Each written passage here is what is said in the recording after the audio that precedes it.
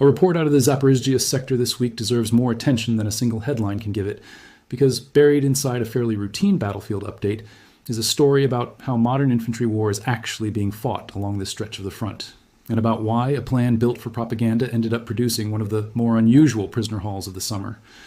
Ukraine's 225th Separate Assault Regiment says its troops captured 64 Russian soldiers during what it describes as a clearing operation against infiltrating enemy groups near the villages of Ternuvate, Kosivtsiv, Rizdvianka, Verkhnya Tersa, and Vaznesenka. The regiment says the men it captured were not sent forward to fight in the conventional sense at all.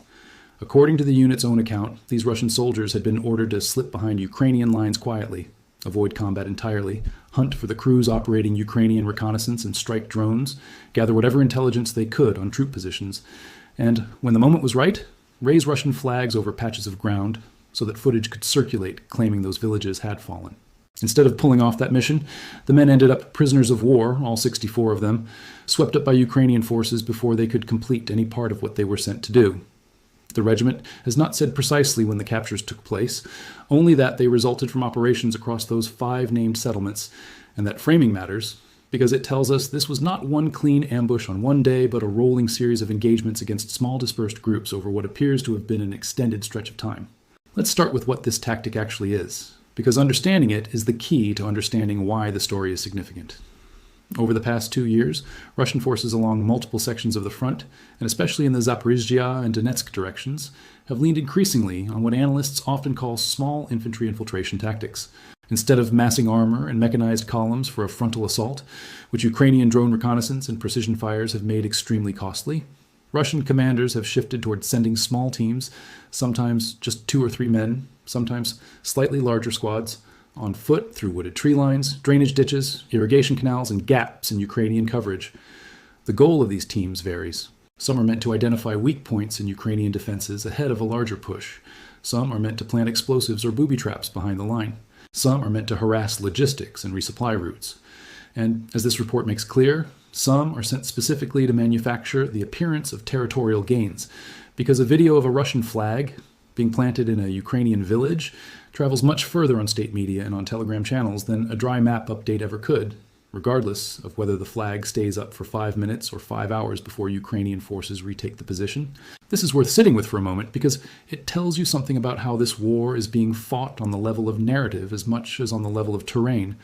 A flag plant, filmed on a soldier's phone or a small drone, can be edited, captioned, and pushed out within hours, presented to a domestic Russian audience as proof of forward momentum on a front that has, in reality, moved only meters in either direction for months. It does not require holding the ground. It does not require securing supply lines into that position. It does not require defeating a Ukrainian garrison in open battle. It requires only getting a small number of men into a location for long enough to record footage and then, ideally, getting them back out. The military value of the action is often secondary to the informational value, which is precisely why the regiment's account leads with that detail. They are not describing infiltrators sent to seize and hold territory. They are describing men sent to stage a moment for the cameras, men whose own commanders apparently expected them to avoid direct combat because their survival mattered less to the mission's success than the footage did. That distinction changes how we should read the outcome. 64 captures is a large number for this kind of operation, and it points to a mission that failed at a structural level, not just a tactical one.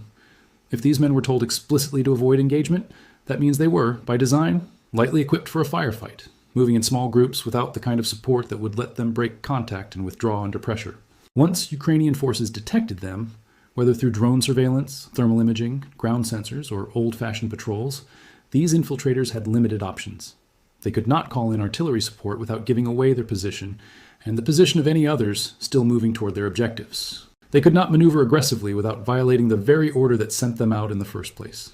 In many cases, when a small dismounted team with no armor and no significant firepower is surrounded and its exits are cut off, surrender becomes the only survivable choice, and that appears to be exactly what happened here, again and again, across 5 different villages. It is also worth noting the geography, because these are not obscure coordinates on a map. They sit along a section of the Zaporizhzhia front that has been contested in a grinding, low-intensity way for a long stretch of this war.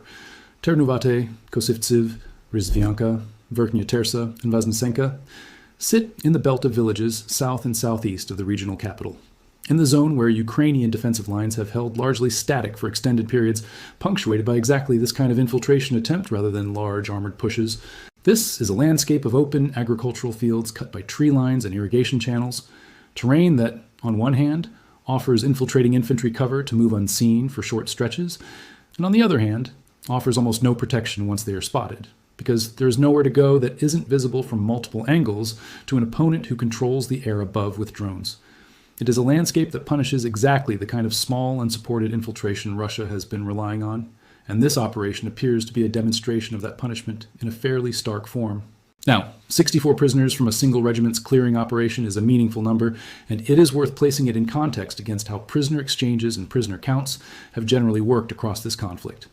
Individual capture events reported by Ukrainian brigades and regiments have ranged, over the past couple of years, from single-digit hauls after an ambush on a probing patrol up to, occasionally, pockets of dozens of men when an encircled or cut-off unit chooses to surrender en masse rather than fight to the last position. 64 sits at the high end of that range for what the regiment is describing as a clearing operation against infiltration groups, rather than a full encirclement of a defended position. That scale suggests either an unusually large infiltration effort was attempted across this sector, involving multiple teams pushed forward more or less simultaneously or in close sequence, or that Ukrainian forces conducted a sustained sweep over days or weeks that steadily accumulated captures as more infiltrators were located and cornered, which lines up with the regiment's own choice not to specify a single date for when the captures occurred. There is also a personnel and morale dimension to this that deserves attention, because sending soldiers into an unarmed or lightly armed reconnaissance and propaganda role, explicitly instructing them to avoid combat, is itself a signal about how those units are being used and how expendable Russian commanders may be treating certain elements of their infantry. Historically, when armies rely heavily on small, unsupported infiltration teams for symbolic objectives, it often reflects a shortage of the armor, artillery coordination, and combined arms capability needed to take and hold ground through more conventional means in that particular sector. It can also reflect pressure from above to produce visible results, however fleeting, for domestic political consumption, even when commanders on the ground know the tactical payoff is limited. Soldiers used this way are, in a real sense, treated as content generators as much as combatants, sent forward with instructions that prioritize the image over their own survival odds, and a mass surrender event like this one is a fairly direct consequence of that prioritization. When the mission itself discourages the very actions, engagement, maneuver, calling for support, that would give a small team its best chance of avoiding capture. Surrender becomes a much more likely outcome the moment things go wrong. It's worth being careful here, though, and applying some healthy skepticism to any single unit's self-reported account of a battlefield success, because that is exactly what this is, a claim made by the capturing side about its own operation. The 225th Separate Assault Regiment has a track record stretching back through some of the most intense fighting of this war, including operations around Chasiv Yar and participation in the push into Kursk Oblast in 2024, and it has generally been regarded as one of the more capable and battle-tested Ukrainian units, which lends some credibility to detailed operational claims like this one. But independent verification of exact prisoner counts, exact locations, and exact dates in an active war zone is difficult by nature, and numbers like 64 should be treated as the claimed figure from one side, pending whatever corroboration eventually comes from other channels, whether that is Ukrainian General Staff summaries, footage that circulates from the operation itself, or eventual accounting through prisoner exchange negotiations, where headcounts on both sides tend to become more concrete over time as lists are compiled and cross-checked. Now, let's move to the second half of what came out of Ukraine's military reporting around the same window, because it provides important context for how to read the infiltration story. Ukraine's general staff said Russian forces carried out 21 attacks over the past day on the Huliai-Pol axis, concentrated near Zaliznikny and pushing toward Dobropilya, Tvitkove, Vaznesenka, and Hork. 21 attacks in a single reporting period along one axis is a substantial tempo, and it tells us that whatever setback the infiltration teams suffered near those 5 villages, it did not represent a broader Russian withdrawal of pressure from this general area. If anything, the density of attacks reported on the Huliai-Pol axis in the same window suggests Russian command is applying steady, repeated pressure across a fairly compressed stretch of front, testing Ukrainian positions at multiple points along a line that includes some of the very same villages named in the infiltration story, Vaznesenka among them. That overlap is notable. It suggests Vaznesenka in particular has been a focal point of Russian effort recently, both through direct assault reported by the General Staff and through the kind of infiltration attempt that the 225th Regiment says it defeated. Reading these two threads together gives a fuller picture than either one alone. The infiltration operation was not an isolated curiosity. It was one component of a broader push along the Huli-Pol axis that also included a high volume of more conventional assaults on the same day or in the same short window. That is consistent with how Russian offensive operations have often been structured in this war, combining probing infantry actions, sometimes armed for reconnaissance, and sometimes explicitly unarmed for propaganda purposes as described here, with waves of more direct assaults intended to fix Ukrainian defenders in place, identify where the line can be pressured, and grind forward in small increments even when large breakthroughs remain elusive. 21 attacks in a day, repelled or not, represents a considerable expenditure of manpower and equipment for likely marginal territorial gain,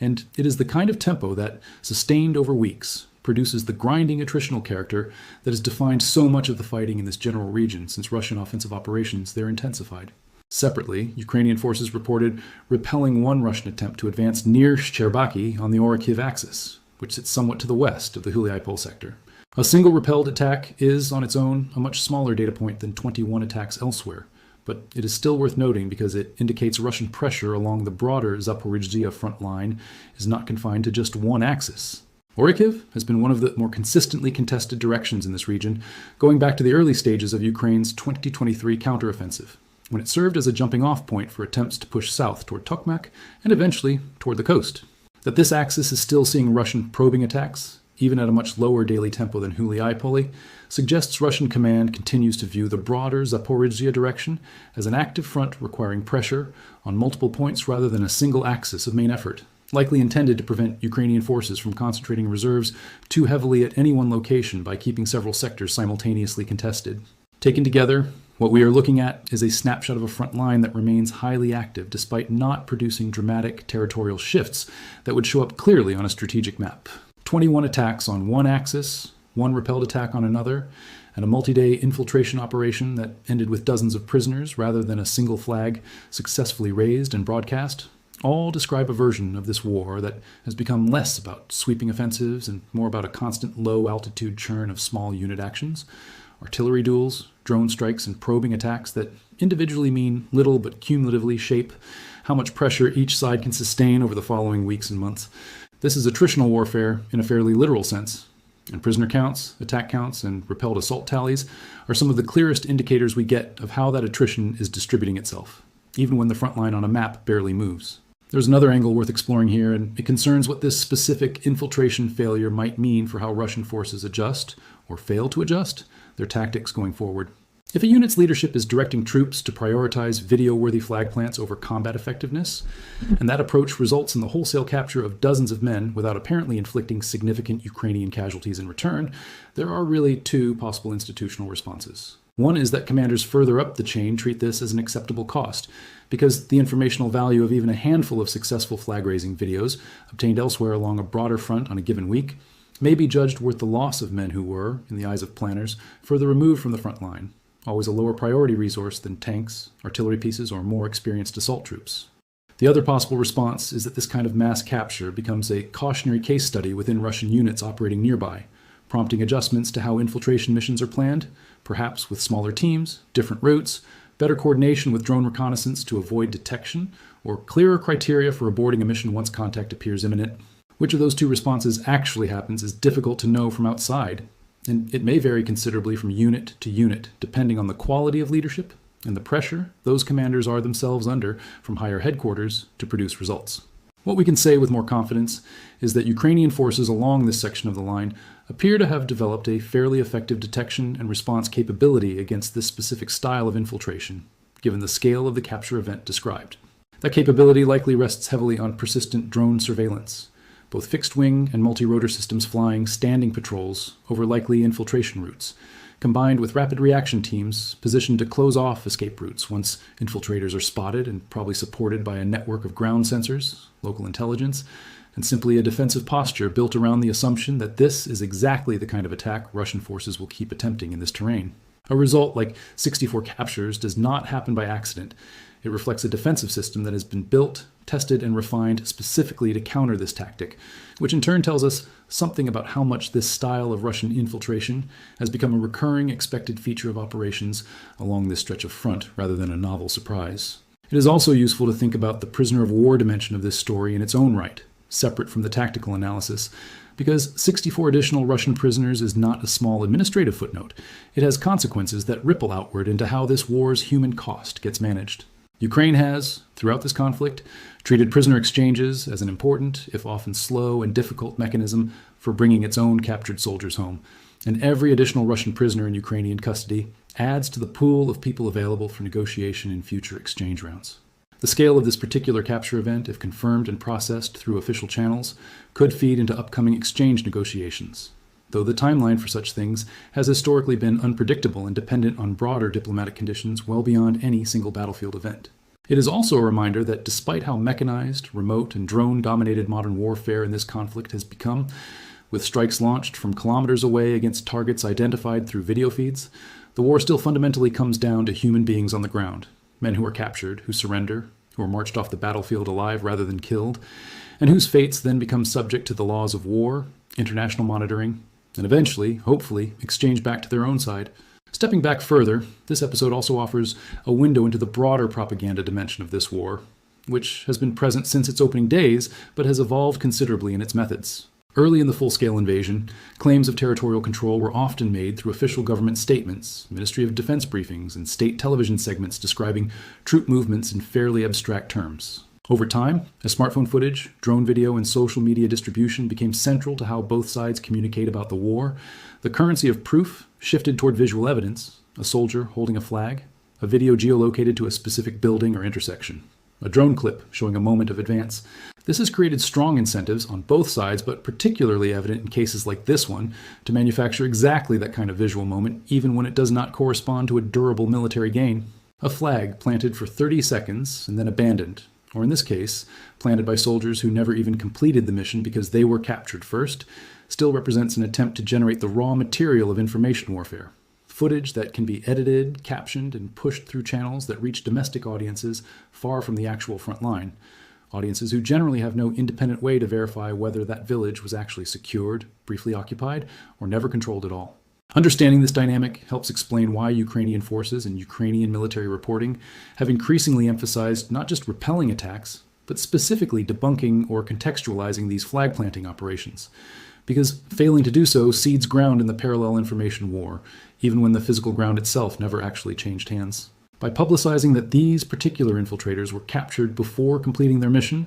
the 225th Regiment is doing double duty, both reporting a genuine tactical success and preemptively undercutting any footage or claims that might otherwise have circulated suggesting these villages were briefly under Russian control. This is now a standard feature of how both militaries communicate about this war, an ongoing contest, not just for territory, but for the narrative record of what happened on any given stretch of front on any given day. And stories like this one function simultaneously as battlefield reporting and as counter-propaganda. It is worth pausing to consider how this fits into the larger trajectory of the war as it stands in the middle of 2026.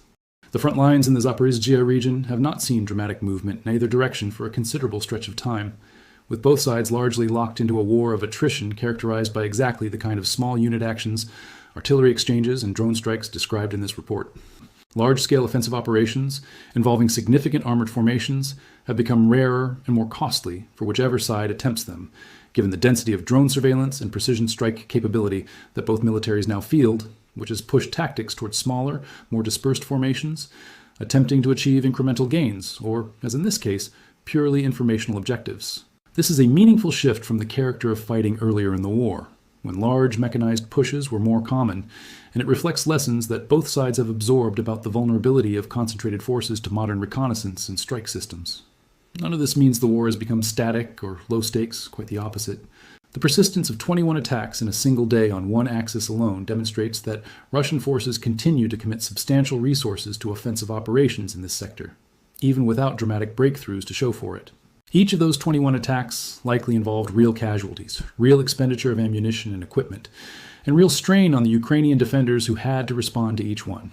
The cumulative effect of this kind of tempo, sustained over weeks and months, is what ultimately determines how the broader campaign in this region evolves, far more than any single dramatic event. Attrition of manpower, equipment, and morale on both sides, shaped by exactly this kind of daily grinding activity, remains the dominant driver of how this war is likely to develop, more so than any single battle or operation, however notable. This also raises a broader question worth sitting with, about how sustainable this pattern is for the Russian side specifically, given how it has structured this style of infiltration and assault operation. Committing men to missions explicitly designed to avoid combat and instead achieve narrow propaganda objectives, only to see dozens of them captured in a single reported operation, represents a real cost in trained personnel. However replaceable, Russian commanders may consider individual infantrymen to be within a mobilization system that has, throughout this war, prioritized sustaining overall troop numbers through recruitment and mobilization drives over preserving the experience level of any individual unit. Over time, repeated losses of this kind, even when individually modest compared to casualties from direct combat, contribute to a broader erosion of unit cohesion, training standards, and battlefield experience within the forces conducting these operations, particularly if experienced soldiers are disproportionately represented among those selected for these kinds of specialized infiltration missions, which often require more independent judgment and small unit skill than mass infantry assaults do. On the Ukrainian side, the ability to consistently detect, corner, and capture these infiltration teams, rather than simply killing them or allowing them to complete their missions and withdraw, represents a genuine defensive achievement worth recognizing, one that likely reflects investment in exactly the kind of persistent surveillance and rapid response infrastructure that has become central to how Ukraine has sustained its defense across an enormously long front line despite facing a numerically larger adversary. Capturing prisoners rather than simply repelling or killing infiltrators also carries value beyond the immediate tactical picture, both for intelligence purposes, since prisoners can often provide details about unit organization, morale, equipment status, and planned operations elsewhere along the front, and for the broader currency of prisoner exchange negotiations discussed earlier. It is worth being honest in an analysis like this about the limits of what can be concluded from a single reported operation, however detailed the account. We are relying here on the regiment's own description of events, corroborated in general terms by general staff, reporting on the broader pattern of attacks in the same period,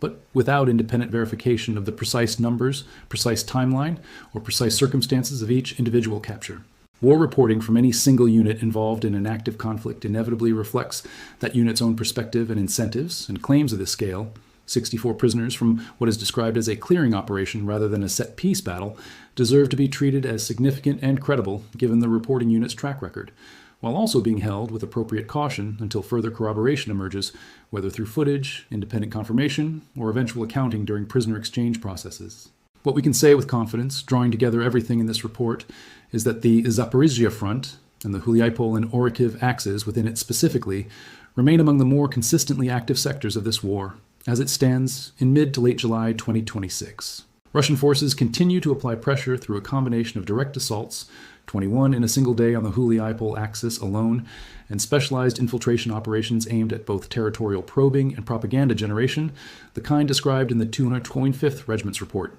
Ukrainian forces continue to demonstrate an ability to absorb and respond to that pressure, repelling the reported advance near Shcherbaki, and apparently dismantling a substantial infiltration effort across 5 villages with a capture count that, if it holds up, ranks among the more significant single-unit reported hauls of this stretch of the war.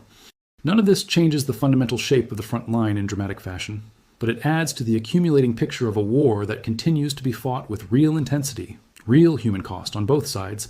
and a persistent contest not just over ground, but over the story that gets told about that ground long after the fighting in any particular tree line or irrigation ditch has ended. There is one more thread worth pulling on before closing this out, and it has to do with how outside observers, analysts, journalists, and ordinary people following this war from a distance should actually process a report like this one when it arrives without dramatic footage, without a named commander giving an on-camera briefing, and without much beyond a short statement and a handful of place names. The instinct in a lot of war coverage is to wait for the vivid version of a story, the version with drone footage of columns of prisoners being marched away, or an officer describing the operation in detail before treating it as significant. But a large share of what actually shapes a war of this kind never comes packaged that way. It comes as exactly this: a terse unit statement, a general staff tally of attacks repelled, a place name added to a list of contested villages. Learning to read those plain, almost bureaucratic updates for what they actually imply, rather than waiting for something more cinematic, is part of what it takes to follow this conflict accurately over time. And it is worth building that habit rather than discounting reports, simply because they arrive without dramatic visual confirmation attached. It is also worth reflecting on how a story like this interacts with the way both militaries manage expectations among their own populations and among outside observers. For Ukraine, an account like the 225th Regiment's serves a fairly clear purpose beyond the battlefield itself, demonstrating to a domestic audience that has now lived through years of grinding, often demoralizing attritional fighting, that Ukrainian units retain the capability to decisively defeat Russian operations when they are properly detected and countered, and that Russian tactics, however persistent,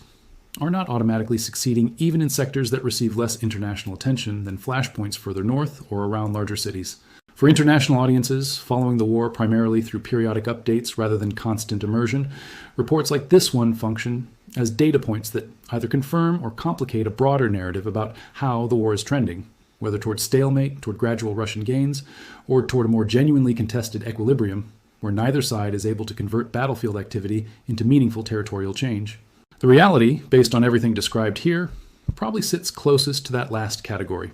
a genuinely contested equilibrium rather than a clear trend in either direction. 21 attacks repelled or absorbed in a single day is not the signature of a front that is collapsing, but it is also not the signature of a front that has gone quiet. An infiltration operation that ends in 64 captures is not the signature of a Ukrainian defense that is failing, but it is also not proof that Russian pressure on this sector has meaningfully eased, since the same reporting period describes continued attacks on some of the very same villages where the infiltrators were captured. Holding both of those realities in mind at once, a defensive success in one specific engagement, alongside continued high-tempo offensive pressure across the broader sector, is probably the most accurate way to understand where this part of the war actually stands right now, rather than reaching for either a triumphant or a pessimistic single-line summary that the situation does not really support. Finally, it is worth remembering that behind every number in a report like this, whether it is 64 prisoners, 21 attacks, or one repelled advance near a single-named village, there are individual soldiers on both sides whose experiences do not reduce cleanly into any of these figures. The Russian soldiers described here were reportedly sent forward with instructions that treated their own safety as secondary to a filmed outcome, and whatever judgment one makes about the war they're fighting, the position those individual men were placed in by their own commanders is itself part of the story, a reminder of how expendable frontline infantry can become within a military structure, oriented as much toward information output as toward territorial objectives. The Ukrainian soldiers who identified, cornered, and processed 64 prisoners across 5 villages did so as part of an ongoing, exhausting defensive ground that has already been fought over repeatedly across this war, work that rarely gets the kind of sustained attention that a single dramatic battle receives, even though it is precisely this kind of persistent, unglamorous defensive effort that has kept this section of the front from shifting the way Russian planners have clearly hoped it would. As this situation develops, the details that will matter most to watch are whether the 64 prisoner figure gets corroborated through further reporting or through eventual exchange negotiations,